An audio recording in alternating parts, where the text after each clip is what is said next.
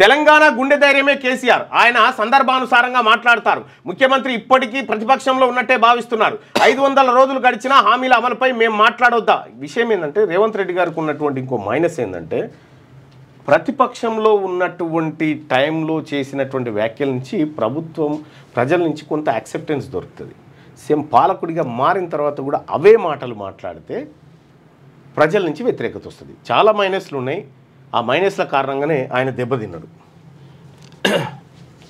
ఇక్కడ తెలంగాణ గుండె ధైర్యమే కేసీఆర్. ఆయన సందర్భానుసారంగా మాట్లాడతారు. ముఖ్యమంత్రి ఇప్పటికీ ప్రతిపక్షంలో ఉన్నట్టే భావిస్తున్నారు. 500 రోజులు గడిచినా హామీల అమలుపై మేము మాట్లాడొద్దా? భవిష్యత్తు సంకీర్ణ ప్రభుత్వాలదే. ఫార్ములా ఈ కాళేశ్వరం సహా విచారణలన్నీ కక్ష సాధింపు చర్యలే.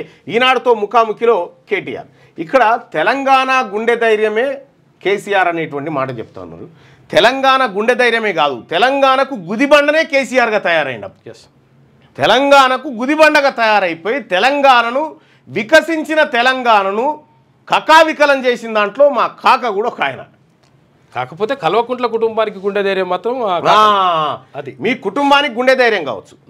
తెలంగాణ ప్రజల గుండె ధైర్యమే కేసీఆర్. ఆయన నాయకత్వమే శ్రీరామ రక్ష. ఇది ప్రజల్లో ఉన్న భావన.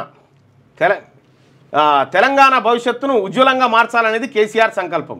ఇప్పుడు కేటీ రామారావు గారి వ్యాఖ్యల్ని ఒక కామెంట్ ఇంట్లో పెట్టుకుందాం. తెలంగాణ ప్రజల గుండె ధైర్యమే కేసీఆర్ అనేటువంటి మాట కేటీఆర్ చెప్తా ఉన్నాడు.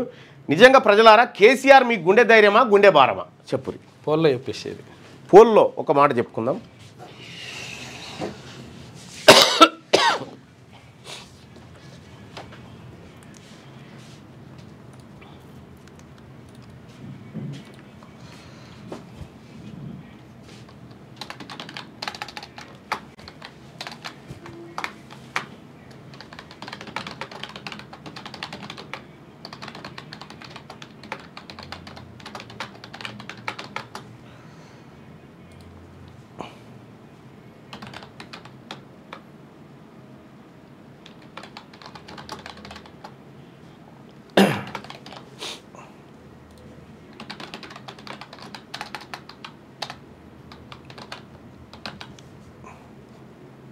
రైట్.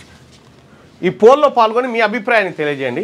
కేసీఆర్ అంటే తెలంగాణకు గుండె ధైర్యం అని కేటీఆర్ గారు అంటూ ఉన్నారు. గుండె ధైర్యం కాదు భారం అనుకునే వాళ్ళు ఇక్కడ, గుండె ధైర్యం అనుకునే వాళ్ళు ఇక్కడ. మీ అభిప్రాయాన్ని తెలియజేయండి.